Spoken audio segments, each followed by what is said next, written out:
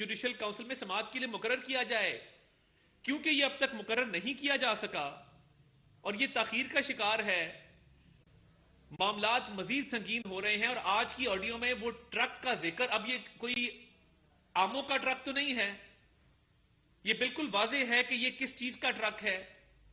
اور میں social media پہ دیکھ رہا ہوں ایک رقم کا ذکر ہو رہا ہے کہ یہ ٹرک جو ہے یہ ایک مخصوص رقم کے لیے کوڈ ورڈ کے طور پہ استعمال کیا گیا۔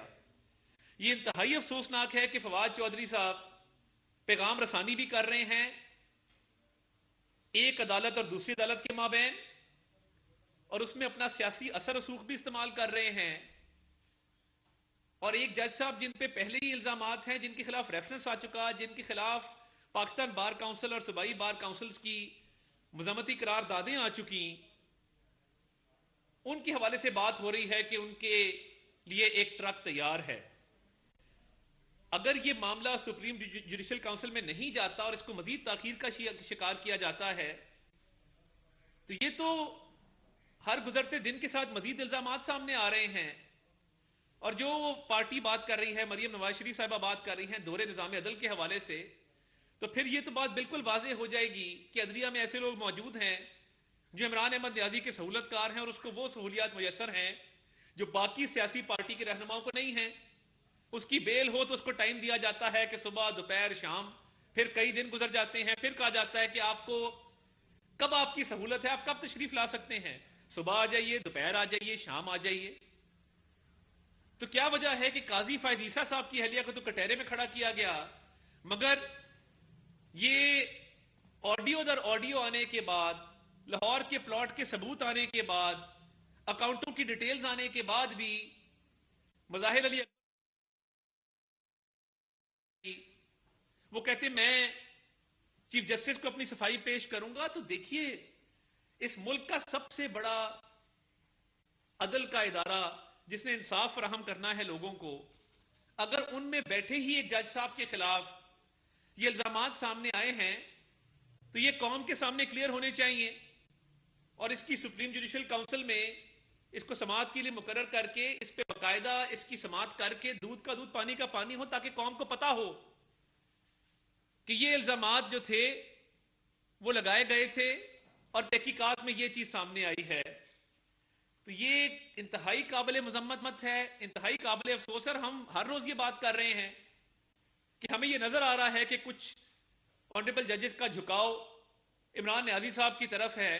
تو آج کی آڈیو اور پچھلی آڈیو کو ملائیں کہ محمد خان بھٹی جو کل ایران کی سرحد پار کرنے کی کوشش میں، فرار ہونے کی کوشش میں گرفتار ہوئے، ان کے ساتھ ایک آڈیو تھی، اور آج جو آڈیو آئی ہے فواد چودھری صاحب کو کہنے کے لیے کچھ نہیں بچا، اور ہمیں سزا دلوانے کی بات کی جا رہی ہے۔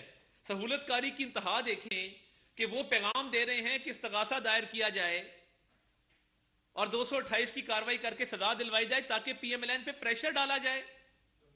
یہ انتہائی افسوسناک ہے، اور اس ملک میں اگر یہ دورہ نظام عدل رہا تو حالات مزید خراب ہوں گے۔ اور میں پہلے بھی کہہ چکا کہ ان جج صاحبان کا کیا قصور ہے جو ایمانداری کے ساتھ، فرض شناسی کے ساتھ حق حلال کی روزی روٹی کماتے ہیں۔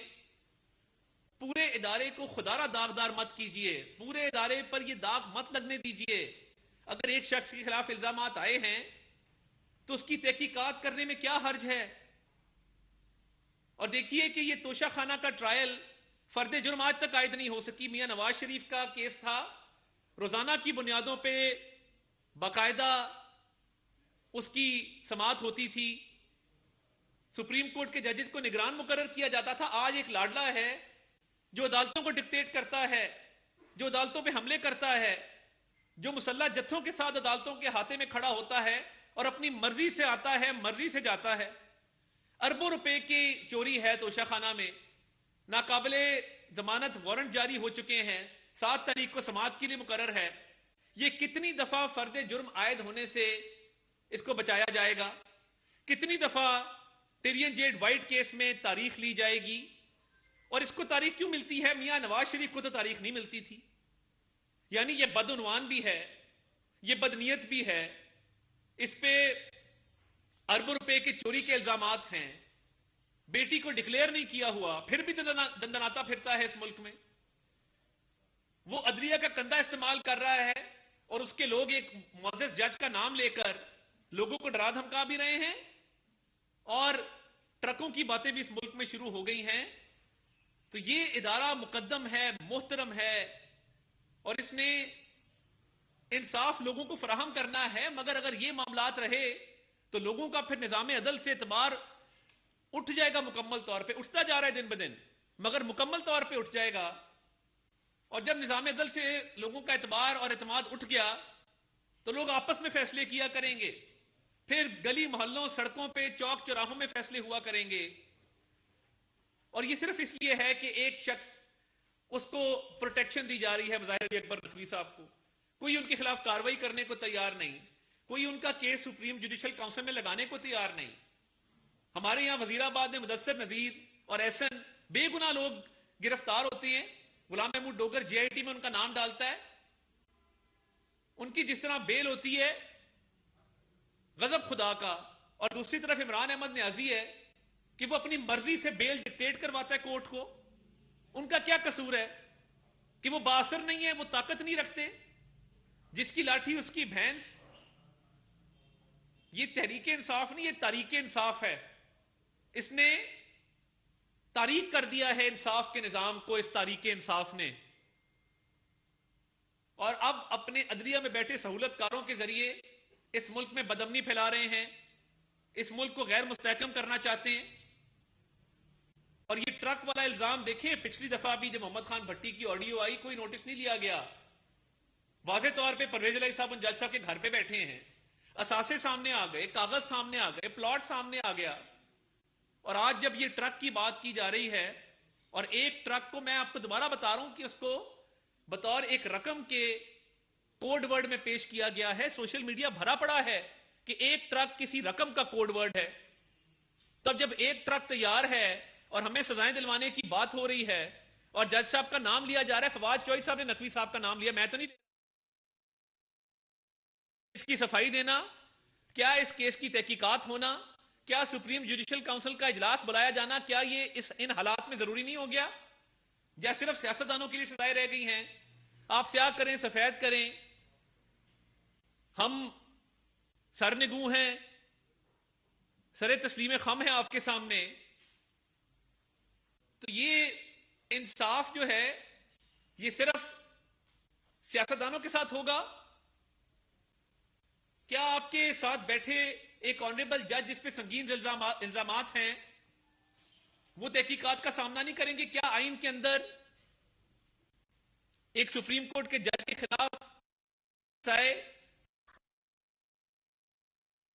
اس کی سماعت ہونا, کیا یہ آئین پاکستان میں پروویژن نہیں ہے؟ یہ نہیں کر رہے. کہہ رہا ہے کہ سپریم کورٹ کے جج کے خلاف کوئی الزامات ہوں گے تو وہ سپریم جوڈیشل کاؤنسل میں جائیں گے اور جوڈیشل کاؤنسل ہی اس کی تحقیقات کر کے اس کا فیصلہ کرے گی. تو یہ جتنی تاخیر کا آپ اس کو شکار کریں گے مزید سوالات اٹھیں گے, مزید یہ بات متنازع ہوگی, تنازعات کھڑے ہوں گے, مزید ادارہ داغدار ہوگا. ان ایماندار ججز پہ سوالات اٹھیں گے جو جن کا قلم صرف انصاف کے لیے چلتا ہے. یہ دوہرا نظام عدل, یہ دوہرا معیار, یہ اس ملک میں نظام عدل کو ختم کر دے گا اور بہت تاخیر ہو جائے گی. بڑے بڑے ایماندار ججز موجود ہیں, تاریخ میں اٹھا کے دیکھ لیں کہ کن ججز کا نام سنہری حروف سے لکھا گیا ہے سید الزمان صدیقی مرحوم کا, اور کن ججز کا نام سیاہ حروف میں لکھا گیا ہے. تو خدا را اس ادارے کو بچائیے, اس کی تکریم کو بچائیے, اس ادارے کو داغدار مت ہونے دیجئے. اور صرف ایک شخص کو پروٹیکٹ کرنے کے لیے جب معیار بن گیا کہ قاضی فائز عیسیٰ صاحب کے خلاف مکمل تحقیقات کی گئی, آخری حد تک تحقیقات کی گئی, تو کیا وجہ ہے کہ وہی انصاف مظاہر علی اکبر